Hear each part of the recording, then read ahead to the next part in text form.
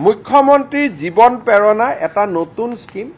অসমত যেতিয়া এজন লৰাই গ্ৰেজুৱেট পাছ কৰে দেউতাক মাকে লৰাজনক পইচা দিয়া বন্ধ কৰি দিয়ে যে তুমিতো এতিয়া গ্ৰেজুৱেট পাছ কৰিলা কিন্তু লৰাজনে গ্ৰেজুৱেট পাছ কৰিয়ে কৰ্মসংস্থাপন এটা নাপায় কিন্তু যিদিনাখনৰ প্ৰায় গ্ৰেজুৱেটৰ মাৰ্কশিটখন পালে লৰা ছোৱালীয়ে দেউতাক মাকক পইচা খুজিবৰ কাৰণে বেয়া পায় আমি তেনে সকলো ছাত্ৰ ছাত্ৰী যদিহে নিযুত মইনাৰ তেওঁ হিতাধিকাৰী নহয় দুটা পইচা দিয়াৰ কোনো মিনিং নাই আমি গ্ৰেজুৱেট অসমৰ পৰা জুন লৰাই গ্ৰেজুৱেট পাছ কৰিব তাক আমি 12 মাহৰ কাৰণে 2500 টকাকৈ আমি এটা স্কলাৰশ্বিপ দিম আৰু কোনোবা এজন লৰাই যদি কয় মই যে দিল্লীত আইএছৰ পৰীক্ষা দিব কোচিং কৰিব খুজিছো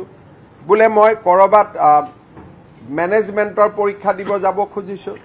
তেওঁ যদি আবেদন কৰে যে মোক 2500 কৈ মাহত নালাগে একেলগে 25000 টকা লাগে আমি 25000 টকা এটা একেলগে আমি দি দিম নিযুত মইনা আঁচনি পিজি লৈকে আছিল কিন্তু ৰিসাৰ্চ স্কলাৰ আমাৰ ইউনিভাৰ্সিটিত বহুত লৰা ছোৱালী আছে তেওঁলোকৰ খৰচো বেছি